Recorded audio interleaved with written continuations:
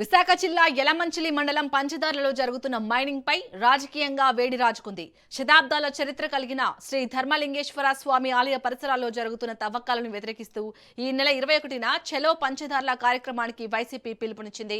విశాఖలో మీడియాతో మాట్లాడిన మాజీ మంత్రి గుడివాడ అమర్నాథ్ అనకాపల్లి ఎంపీ అండతో ఆయన బినామీలు అక్రమ మైనింగ్ కి పాల్పడుతున్నారని ఆరోపించారు.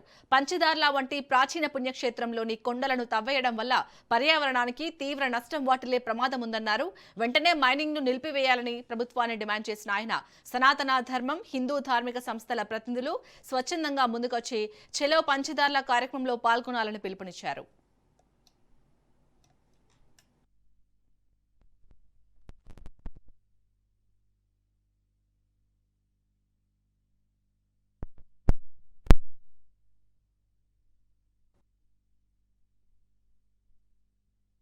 వందలాది కోట్ల రూపాయలు సంపాదించేటువంటి ఈ అవినీతి కార్యక్రమానికి స్థానికంగా ఉన్నటువంటి అనకాపల్లి పార్లమెంట్ సభ్యుడు, వారి బినామీలు, స్థానిక ప్రజాప్రతినిధులు వీరందరూ కూడా కలిసి దాన్ని దోచుకునేటువంటి కార్యక్రమం చేస్తూ భూమికి భూగర్భాన దాదాపు 60-70 అడుగులు, కొండ ఒక 60-70 అడుగులు, దాదాపు 120, 130, 140 అడుగులు మైనింగ్ కార్యక్రమం చేస్తే గడిచినటువంటి వారం 10 రోజుల నుంచి ఆ ధర్మలింగేశ్వర స్వామి వారి చెంత ఉన్నటువంటి పంచదారులు ఏవైతే ఉన్నాయో అందులోంచి బురద నీరు రావడం అనేటువంటి మొదలైంది. ఏ రోజు కూడా పంచదారులో ఉన్నటువంటి 5 దారులు కరువు వచ్చినా, ఇంకోటి వచ్చినా, ఏదొచ్చినా సరే ఆ నీటి ప్రవాహం అనేటువంటిది ఏ రోజు ఆగలేదు.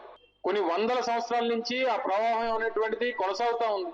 పవిత్రమైనటువంటి ఆ జలాలు ఆ దారుల నుంచి వచ్చేటువంటి పరిస్థితులు ఉండేవి. అటువంటిది మైనింగ్ అనేటువంటిది మొదలైన తర్వాత గడిచినటువంటి 10 రోజుల నుంచి దాని నుంచి బురద నీరు రావడం మొదలైంది. ఇన్ని వందల సంవత్సరాల పురాతన ఆలయం, అత్యంత పవిత్రమైనటువంటి ఆలయం, దానికి ఈరోజు నష్టం వాటిల్లేటువంటి దానికి ఈరోజు అధికార పార్టీకి సంబంధించినటువంటి నేతలందరూ కూడా కలిసి పూనుకున్నారనేటువంటి విషయాన్ని ఈరోజు రాష్ట్ర ప్రజలందరూ కూడా చూశారు.